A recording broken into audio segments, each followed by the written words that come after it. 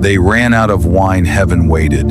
The jars are empty. The laughter fades. Glasses clink, but no liquid fills them. The guests murmur in confusion. Glances exchanged over tables adorned with silver and clay. Wine life for the celebration has vanished. The joy falters. The bride and groom, caught in the hum of expectation, do not yet see the tension behind the empty vessels. If you have ever stood in a moment where celebration seems impossible, stay with this story. Like the video, share it with someone who needs hope today, and subscribe to Bible Story Vault for cinematic journeys through Scripture where ordinary moments meet the extraordinary. It begins quietly. Mary, attentive and steady, watches the room. Her eyes trace the line of empty jars, the whispered frustrations, the polite concern of servants unsure what to do. She approaches her son, a calm presence amidst the rising tension. Her voice is soft but carries certainty. They have no wine, not a complaint, not panic, observation. But in those words is the seed of the impossible. Jesus, standing among guests, hears her. He looks past the bustle, past the concerned glances, past the embarrassment of the hosts. He meets her gaze. The air shifts subtly, a quiet prelude to the extraordinary. "Woman, what does this have to do with me?" His voice is calm, measured, yet in it lies the unspoken promise that ordinary human limits do not bind God. The servants, unsure and hesitant, watch. Jars sit waiting, clay vessels simple and unassuming. Instructions follow. Fill the jars with water. Confusion flickers across the faces of those nearby. Water? In these vessels? This is not a celebration drink. This is a mundane, ordinary element. But obedience begins quietly, in silence, in movement. Hands scoop, pour, and lift under the flickering lamplight. The ordinary becomes the stage for the miraculous. Time slows. The servants' movements echo softly in the hall. The weight of expectation hangs in the air. Conversations soften. Curiosity ripples through the crowd. The jars fill to the brim, water glinting like faint silver in the warm glow. It is still water, still ordinary, and yet anticipation builds as the moment stretches. Then the tasting begins. One servant lifts the ladle, pours carefully, and hands it to the steward overseeing the feast.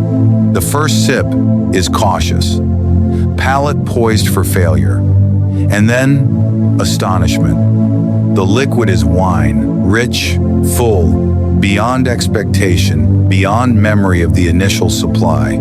A smile flickers across the steward's face. Surprise blooms in the room. Conversation shifts from tension to wonder.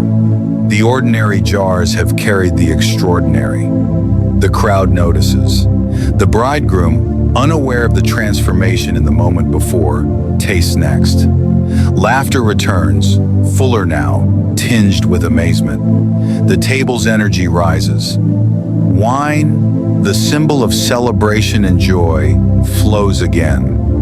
But this wine is different. It carries depth and abundance. What was missing has been restored, not slowly, not predictably, but instantly, and with divine rhythm. The significance does not escape the attentive. The guests see the result. Few understand the method. Mary steps back, her glance passing briefly to her son. Jesus observes quietly, motionless yet fully present, orchestrating transformation without display, without ceremony. The miracle is subtle, yet undeniable.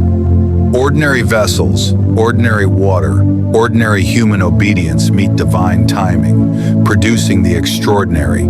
This is more than wine. This is a revelation of patience, of timing, of the intersection of human action and divine will. Heaven waited not passively, not in hesitation, but in perfect coordination, allowing the stage to be set, the ordinary to be prepared, the hearts of those watching to be open. The guests continue celebrating, unaware of the full import of what has occurred. The disciples, however, watch closely. Their hearts recognize the pattern, the unfolding of something greater than the present moment. Faith begins quietly here, in observation, in trust, in witnessing the ordinary transformed. Scripture notes this as the beginning of signs, a first step revealing the nature of the one who works in harmony with timing, patience, and purpose. Obedience matters, even when the purpose is unclear. Waiting matters, even when the problem seems immediate and desperate.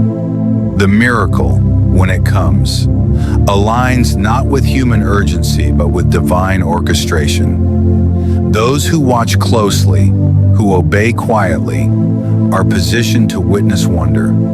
The jars, the water, the wine, they are a symbol. God acts when preparation meets patience, when expectation meets trust.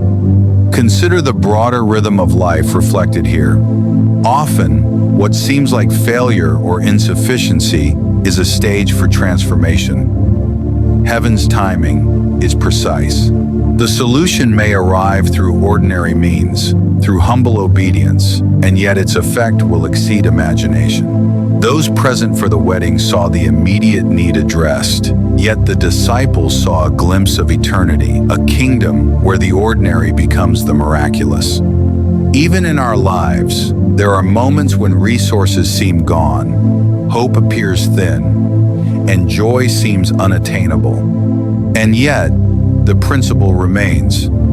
God does not act hastily, nor does he act without purpose. Waiting, observing, and obeying, even in small ways, positions us for the miraculous. The water that becomes wine reminds us, abundance often follows preparation, wonder often follows patience, and celebration often follows obedience.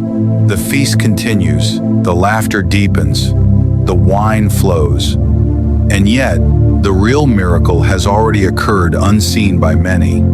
The alignment of divine timing, human participation, and faith-filled expectation. The ordinary has become extraordinary. The delay was not denial. The scarcity was not absence. Heaven waited. We too encounter moments where our needs feel unmet, where resources run dry, where the pressure is palpable. Yet Scripture invites us to consider that waiting is not the absence of God. It is the preparation of the stage. It is the cultivation of vessels ready to carry abundance. It is the shaping of hearts prepared to witness wonder. The disciples will remember this moment. They will carry the lesson forward. Faith is not only about immediate results. Faith is about participation, patience, and recognition of divine orchestration. Obedience in the small, quiet acts positions us for participation in the great public miracles. The wedding goes on, the guests rejoice, the wine flows freely, and still, the greatest truth remains subtle, hidden in plain sight. Heaven waited. The ordinary vessels, the quiet obedience, the timing of the miracle all point to the way God works. Even today, God waits not absent, not inattentive, but patient, orchestrating circumstances so that when he acts, the result exceeds expectation. The empty jars remind us that scarcity is temporary. The water transformed into wine reminds us that abundance is prepared for those who wait. And the quiet, unnoticed obedience reminds us that participation matters, even before recognition or reward.